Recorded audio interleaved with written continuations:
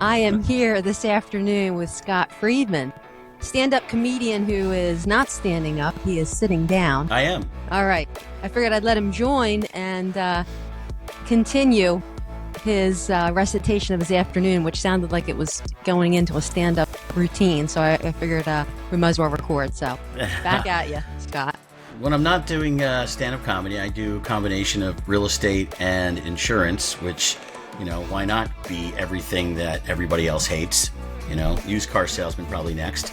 But I have an office in Ocean City for real estate, and I have an office in Northfield for insurance, and I like to go between the two. Today was a particularly rainy day, as those who may know, on this Friday.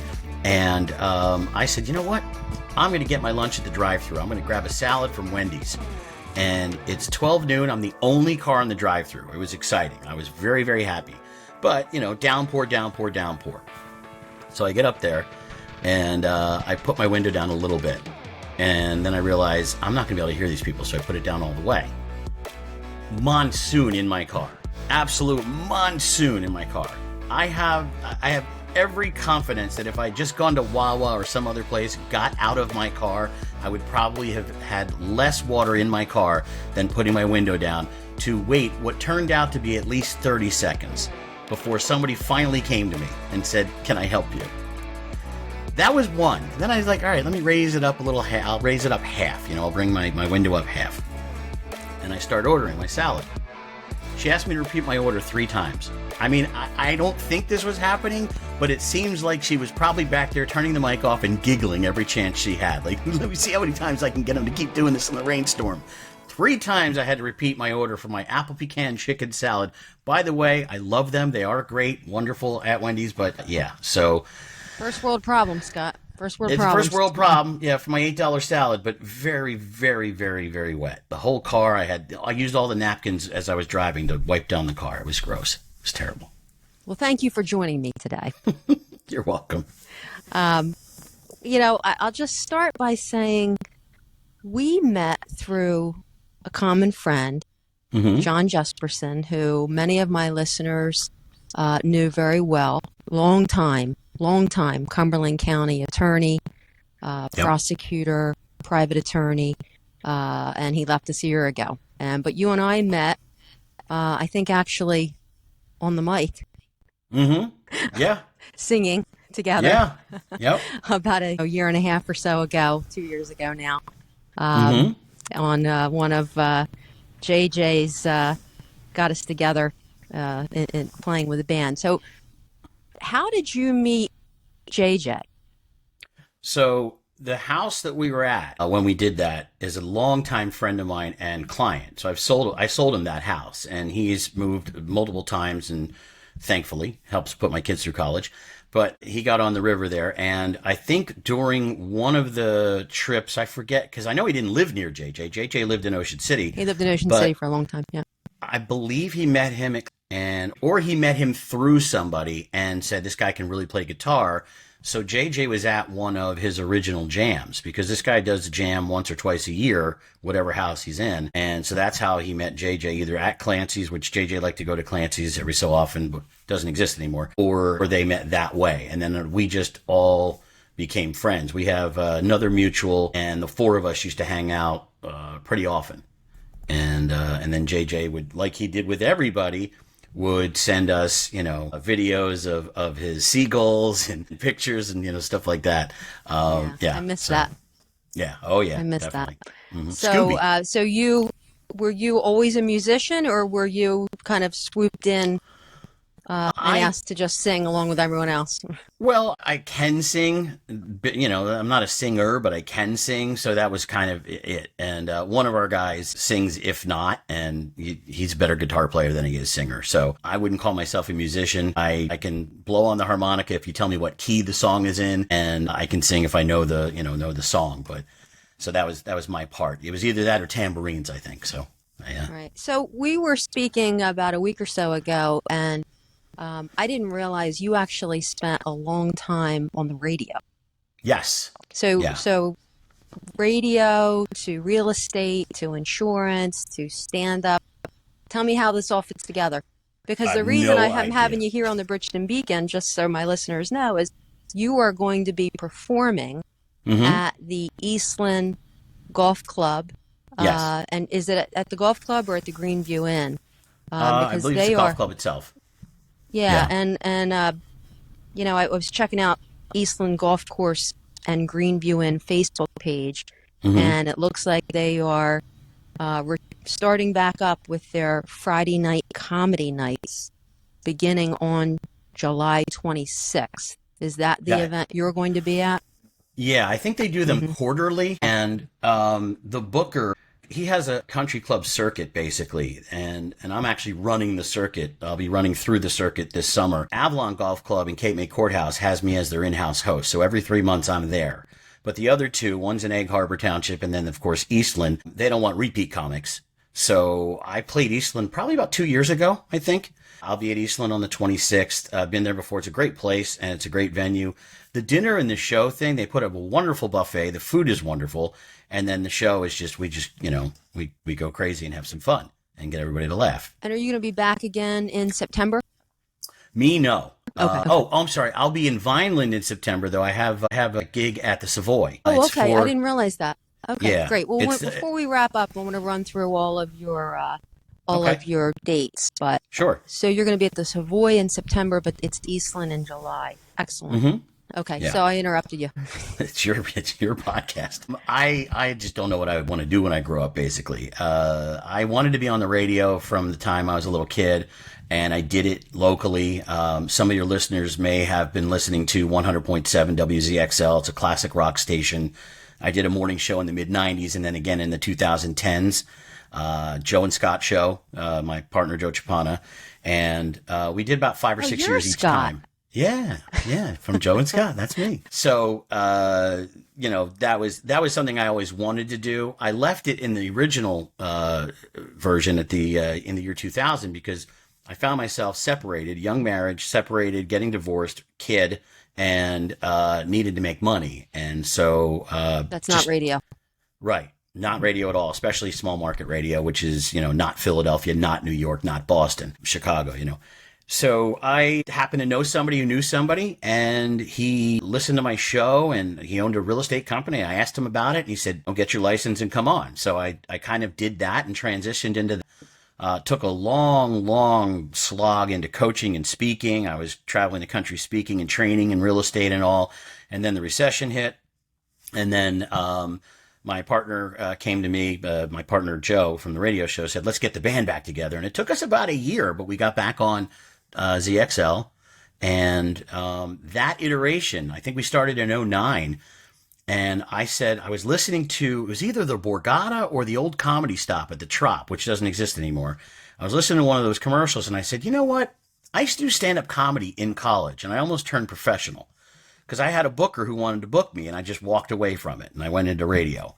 And I'm like, I'm tired of saying I used to do stand-up comedy. Let me see what I can do. And that's kind of what happened. So they let me guest host one night there. And ultimately, I actually was at the Borgata. I was a regular at the Borgata for a while.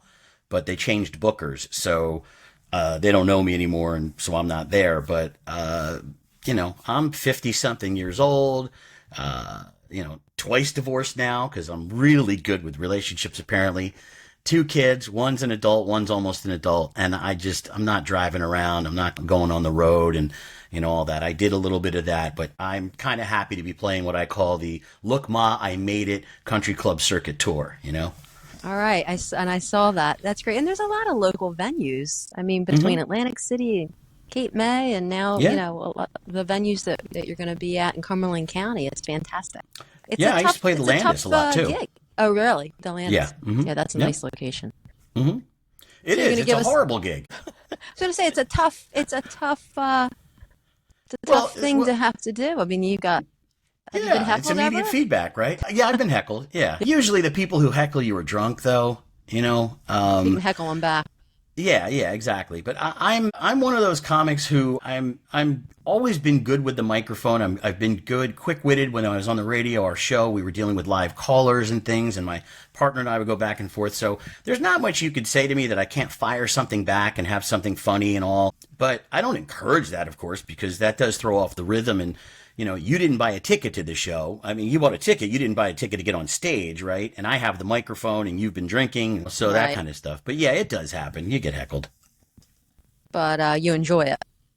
Yeah, you know, usually if I'm going to get heckled, it's either somebody saying something completely stupid and they don't realize what they're doing, or I deserved it. So, and if I deserved it, I'll take it. So, are you going to give us any kind of preview today of your show? You mean or do some of my set? Yeah. Nah, I usually tell people buy a ticket. I thought maybe give me a little tidbit. Well, I got to create a joke in a situation, but I mean, there are people who, whenever I do a fundraiser show, like a VFW or a fundraiser show, you always have to walk in and get to the ticket table, and they want to take your ticket. They want to, know that you paid because they don't know who you are. And usually, I get to point to the flyer, or I just say, hey, I'm one of the comedians. 99 out of 100 times, somebody at the ticket table says, oh, you're a comedian. Tell me a joke. That's just what it is. That's what happens. Right. So right. Well, what do you draw on your personal life experiences, like absolutely. On the Wendy's drive-through? And yeah. Am I going to hear that? You probably won't hear that one. Yeah, no, but I do. I definitely do. Some people know that I had a heart attack about 5 years ago. That is definitely part of my material. I got a lot, about 10 minutes out of that. That's just so many things that happen. Positive. Right, exactly. The main thing about the heart attack is that the doctors all say, everybody came into my room after I had a stent put in, and everybody came in and said, make sure you take your meds. And to this day, I take meds twice a day. And when I was in the hospital and you have nothing to do and you're just contemplating life and your mortality, I'm reading my the new meds, and the uses of one of my meds literally said on the pamphlet or on the bottle said to prevent death. And right? And I'm going, who the hell's not taking that? Right, exactly. Right? Why do you have to remind me to take that one? That's an inspiration. Yeah, exactly. In case you were worried about forgetting your medicine, we're going to tell you what happens if you don't. Yeah, this one, to prevent death. Wow, that was a big one. Yeah. So, yeah, I do. I draw on the fact that I'm 53 years old and I'm dating. Oh, that's fun, right? That, I've been divorced. I have kids, things like that. It's regular stuff. I think the comedic mind just, most people go through life and go, oh, that was funny. Comedy people, we go, oh, I can make that funny. That's funnier if I do this. Or, wow, that's really, weird, and let me make it funny. So, everyday stuff. Many people I'm sure, can relate to a lot of the things that you talk about. Oh, absolutely. I'm not going to say it here because it's being recorded and I don't want to get anybody sued, but I have a bit about a restaurant chain that we all know and don't love. And it's just normal observations, but it's very funny because it's just, oof, wow. Right. And that's what it is. Well, I like talking to you because had I not run into you, honestly, I don't think I would have realized that right in Cumberland County, you can go hear a local stand-up. Oh, yeah. And here on the Bridgeton Beacon, we focus on people, places, and things in the area that are really neat, that are inspirational, that are fun, that make the area a great place to live, work, and play. And when you said you were doing, a routine over at Eastlyn, I thought, that's fantastic. I got to have you on the Bridgeton Beacon. And now to hear that you're doing another one in September at the Savoy, well, that's just fantastic. That's great. Do you know how people get tickets, or that's all booked through the different venues? Typically it's the different venues. Eastlyn has its own website, so you can go on there, I believe. And the country club ones, you definitely want to, you definitely want to go there because they're the ones handling it. And dinner and a show, you got to get the tickets ahead of time. Yeah. Okay. Reasonably priced too. I mean, I think it's like $64 or something like that, but that gives you the buffet. You can go up as many times as you want, and then the show with 3 big comics. Oh, that's the funny thing, by the way. If you go on the Eastlyn website, I have about 4 shows coming up in the next month. I'm only on the flyer for one of them. There's just accidents and whatever else. It just shows how great of a comic I am and how much of a draw I am. But if you go on the website now, you'll see the 2 comics. of the three that are on the show. But yeah, you go on the Eastlyn website and you can book it. And I mean, these days, if you're trying to get, if you go out to dinner without a show for $65 a person, come on, right? Yeah. Well, I mean, if you go to Eastlyn's Facebook page, it says Comedy Night is returning here at the Eastlyn Golf Course and Greenview Inn. Join us for a night of good food, drinks, and laughs for all courtesy of Cool Bubba Ice and Zachary Pickett. Yeah, those are two to of reserve the your spots, 856-691-5558, extension 2, and I'll repeat that at the end of our conversation today. But I'm assuming you are not Cool Bubba Ice or Zachary Pickett. No, and I've never worked with Cool Bubba Ice. I've worked with Zach a lot. He is hilarious. The shows that get booked, so I have no doubt that Cool Bubba Ice is going to be funny. The shows that get booked here are great shows. But yeah, that's one of the 3 of the 4 I'm in the next month that I'm not on the flyer for. So, all right, well, that's okay. Yeah. We're getting there. Baby steps, Scott. Yeah, exactly. Yeah. And you are going to be down in Wildwood on July 20th. Correct me if any of these dates are wrong. We've already talked about Eastlyn on July 26th. Cape May Court. Well, let's go back. Where are you in Wildwood? This is a funny story. So Wildwood is Tammy Pescatelli is from Netflix. She's a great comedian. She's going to be actually closing the show, the headliner of the show. It's at the synagogue in Wildwood. I think it's Beth Judah. It's not a religious show, though. It just happens to be they have an auditorium that they want to use. But not a religious show. You don't have to, give any money to the cause, or you're not going to pray or anything like that. It's I don't think they're going to give out matzo Friedman, balls. Well, I probably am the token Jew on the show, but other than that,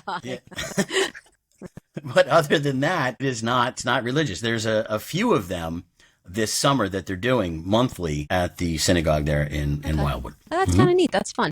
Excellent. Yeah. So July 26th, we talked about it, Eastlyn. August 2nd in Cape May Courthouse. Where are you in August 2nd? That's the Avalon Golf Club. That's Avalon Golf Club. Yeah, got it. Okay. Yeah. You gotta update your flyer because I can't tell where you're at. You just got the city on there. Yeah, I know. I didn't want to type all of that and say every. If you want to ask, you'll ask. August 17th, EHT. Where are you in EHT? Harbor Pines Golf Club. Oh, that's a nice place. Yep. And happens to be right down the street from where I live now, so that's even I could better. Probably walk there. Yeah. Even better. It's a better dig, right? Yeah. And then September 15th in Vineland at the Savoy. Yeah, I think it's the 14th. I think I screwed up. I think it's actually the 14th. Right. Yeah. So September 14th. Mm-hmm. So not only is your flyer does not have the venue or the times, it also has the dates wrong. Right. But I shouldn't say it's a flyer. It was on your Facebook page. Yeah, my Facebook post. What you'll find, though, is if you get in the lovely world of stand-up comedy, it doesn't matter. Until you become a name, nobody cares. Everybody tells you, I want to go to your next show. When's your next show? When are you playing local? When are you playing local? I couldn't make it. I forgot. So if somebody's really hell-bent on coming to see me at the Savoy in September, we'll get the dates right. And when I reprint it, I'll do that. But that's for I think it's for the Buna Parent-Teacher Organization or something like that. That's Buna awesome. Schools. That's great. Yeah. So are you booking all of your own gigs? I would imagine. Do you mean, do I have a manager? Correct. That's my question. Yes, good question. I do not. Okay. I didn't push for it. I would have to really, really want to go out. Cutting out the middleman. Yeah, well, yeah. And these gigs are small potatoes for a comedian anyway. So unless I was going to be working 40, 50 weeks a year, and which I was thinking about that. I was actually, I think like about 10 years ago, I actually had about 40 weekends I was working. But I've dialed it down, as I stated before. And I think that a manager would get so little money from me right now, it wouldn't be worth it. But I would imagine that you're doing this because you enjoy it.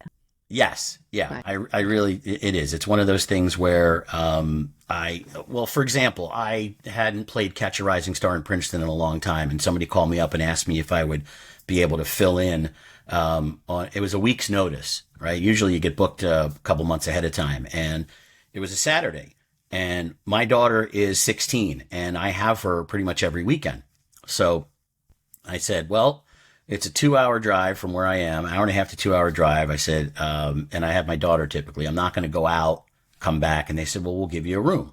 So I had a double bedroom. My daughter was all loving the fact that she could order room service, right? She stayed in the room on her phone, on her computer while I went and did the show in the hotel and then, did that. So if I can make that work, I'll do it. But I'm not really looking to, until she goes to college, maybe running out somewhere, on a Saturday night where I'm going to be 3 hours away or whatever, or have to do overnights. It's just a fun time for you. Yeah, so I do. Who are your inspirations? Who are your favorite comedians? George Carlin, big time. Number one. I liked Eddie Murphy. I liked Robin Williams. I mean, I liked all of the, the comedy. Yeah, well, yeah. I have some favorites now, but I mean, I liked, I did growing up, Eddie Murphy, and Raw and Delirious. It was all of George Carlin. I could recite every George Carlin bit he had on every album. He had Robin Williams live at the Met, Richard Pryor, Bill Cosby. They were all great as comedians. I always wonder, do different venues, because comedians, they can range on their appropriateness, right? So do different venues ever kind of say like, no this, no this, no this, no this? Absolutely. Do you have free reign as a comedian? It really depends on the venue, as you said, the type of gig and the venue. For example, if I were to be working for a school system, it's the parent-teacher thing or whatever. I don't typically do very raunchy stuff anyway, but I would tone down any raunchiness that I could. Really depends. I mean, I have been in situations. I used to play in Northeast Philly. One of the things I've always done, and it's really nothing other than the fact that I'm just big. I always try to hide my gut. So I wear a jacket, right? I'm always dressed up. I have jacket and jeans, but a dress shirt or whatever. And I played this venue for the first time, and you could tell, I was closing the show. So I was the last comedian, the headliner or whatever. And just, you could see throughout the night, just a raucous Northeast Philly crowd. And my first thing out of the gate was, wow, this is my first time here. I am really effing overdressed, right? And I didn't say effing, obviously. I said, and they went nuts. So that whole night, anything I said, if I threw an F-bomb in front of it, was going to be funnier for them. But, going down with Tammy and playing at Temple Beth Judah, not going to do it. Right. You tested the waters and it was okay. Yeah. Okay. But you do get told ahead of time a lot of times. Or you ask. Sometimes you ask, like, what is the... what's the rating here? And they'll tell you PG-13 or, whatever. But for the most part, for me, I've never run into an issue because, most of my stuff doesn't require any kind of blue language anyway. So, it's just a matter of if I tone it down. Got it. So you're no longer on the radio, right? Correct. You're on 2 different times. Mm-hmm. So full-time gig is real estate and insurance. Yes. Stand-up comedy on the side. Mm-hmm. And are your routines kind of year-round, or is it seasonal? I do anything. I mean, I played, I do the winter, and I actually will change up some of my jokes because now you're talking about Christmas time and Hanukkah and all that. Mm-hmm. Yeah, throughout. Christmas is tough because sometimes, people have Christmas parties. But there are private parties too. That's a weird thing. People will invite you and pay you to come to their house and tell the jokes in their living room. Really? It's the oddest thing ever, but it happens. I've done that? Yeah, I've done a party in somebody's basement. I'm curious. What is that like? What is that like? Is that like you have Aunt Edna over and they're worried about it being a slow, boring evening, or is this like bachelor party type situation? No, it's definitely not a bachelor party. Okay, but they gear up. The biggest problem is, and this happened early on. Oh, you're a comedian. Why don't you come to a show? People do have to plan for it. If you don't plan for it, it's not going to work, right? I had somebody want me to do some party they had at some club, and I said, okay, is there a stage? Does anybody know there's going to be a comedy show? So it's a DJ and dancing, and you just want me to stop in the middle of the dance floor and start telling jokes? No, It's not going to work. Right, exactly. You talked about the jam party that we go to, right? Mm-hmm. Where we met. Everybody there knows I'm a comic. And for whatever reason, every single time we're there, when I'm on the microphone, if there's a lull, because we haven't figured out what song we're going to do next, somebody yells, come on, start telling jokes. And then everybody goes, yeah, tell jokes. It's not going to work. It doesn't quite work that way. Yeah, it doesn't. This is not a comedy show. You guys didn't, pay to do this, and that's not what we're doing. We're doing music now, and you might think it's funny, but it won't work. So, hey, take my wife, please. It's not going to work. That's funny. Um, so the comedians that you're working with now, tell me a little bit about them. Who do you like to work with most? Oh, there's so many. It's actually the biggest problem with being a comedian is that you don't necessarily see some of your comedy friends. That's one of the reasons I actually like social media, because I actually see my comedian friends more that way than I do. You'll go years and years and years and somebody you love, you're just not booked with them. Especially if you get to a level where you're closing shows and they close shows, you're not going to be on the same show, right? Right. Unless it's some sort of superstar show. Who's a hard act to follow? Oh gosh, one of the best ones out there is Jay Black. I don't know if you've heard of him. Jay Black is used to be an English teacher at Shawnee High School. He's out of Medford Marlton area, and I knew him from the start of my comedy career. We actually both were friends with the deceased Big Daddy Graham, who hooked us up. You know, had me meet with Jay and all that. Jay is a brilliant, brilliant comic. He writes for the Hallmark movies, Hallmark Channel, Lifetime Channel, all that. He writes and produces movies for that. But he's incredibly funny. I mean, he's just somebody you will not follow. I mean, if you do, good luck. You know, he's got the crowd and it's nuts, and you're going to go there and be like, okay, let me tell you about my divorce now. Yeah, Yeah. that would be a challenging situation, I would imagine. Yeah. He's just there's so many. You know, I'm friendly with Mike Egan. Mike Egan was known for being the general manager at Catch a Rising Star in New York City, and he passed Chris Rock and Colin Quinn among other comedians. Like basically, they would perform, and he would get to say, "Yes, you can come back here," or "No, you're stuck on the open mics," or whatever. And Chris Rock actually references him a couple times. He was even, I think he was on that Jonathan Lipton Actor Studio thing and mentioned Mike and things like that. Mike's older now. He's kind of, you know, in his retiring years, but not retired by any stretch. Just a brilliant, funny comedian who just low key just sits there and just tells these just puns and jokes that are just, it's really good. He's a really good guy. You said that you did stand up in college. Yes. Where did you go to college? Montclair State. Okay, where are you from originally? Medford Lakes. Medford Lakes, okay. Yeah. And you went to Montclair State, and just for my listeners, how did you decide and get started? Was it just on a whim and you kind of enjoyed it, or how'd that work? Yeah, it was. So my senior year, I had done some variety show stuff with a freshman friend of mine. We did some like comedy magic routine for like the senior talent show and whatever. And he was really into stand up. But it never occurred to me. I think I was just so heavy into wanting to be on the radio. It never occurred to me to do stand up. So I drove him to the Comedy Works in Philly, and we sat there at an open mic, right? He didn't go on to like 1:30, 2 o'clock in the morning. And he was so nervous. He forgot, he got like 5 minutes, I think, and whatever. And he forgot half of his stuff. I was actually prodding him with some of the things I knew that he knew in his set. Like there's three of us sitting there in the audience at that point in time. And I was like, wow, how'd you feel? He's like, oh, I was so nervous. I'm like, great. All right, whatever. I'm not going to do that. Fast forward to the fall. I'm in college and they've got an open mic night. And one of the things on it was, and I'm involved in some of the student clubs, and they're like, oh, we have bands, we have this, we have poetry and stand-up comedy. And I'm like, stand-up comedy, open mic night at college. What could possibly go wrong? And I came up with 10 minutes that was pretty decent by, you know, standards of having never done stand-up comedy before. Part of my thing is I'm not afraid of a mic. I'm not afraid of being in front of people. So that's a big deal. That's a plus. Yeah, that's a a big plus. But so what was your I just have major? to be funny. History. So for all Not those on purpose. history majors out there, you see where it gets Not you. on purpose. But yeah, so I mean, I did that, and I ended up, the freshmen, the incoming freshmen were greeted at this college in the summer, a series of weekends, and they had orientation workshop leaders that you had to be a sophomore and have a certain grade point average to maintain it, and you would lead them around for the weekend. And it was always, it culminated in the night before they went home was a comedy show.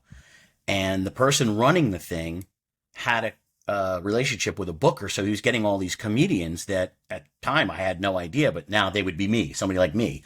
And he had me host the shows. He asked if I would be willing to host the shows. So I actually had to come up with my own sets, and that from there, that's where I was actually going to get booked. Excellent. And then walked away. The rest is history.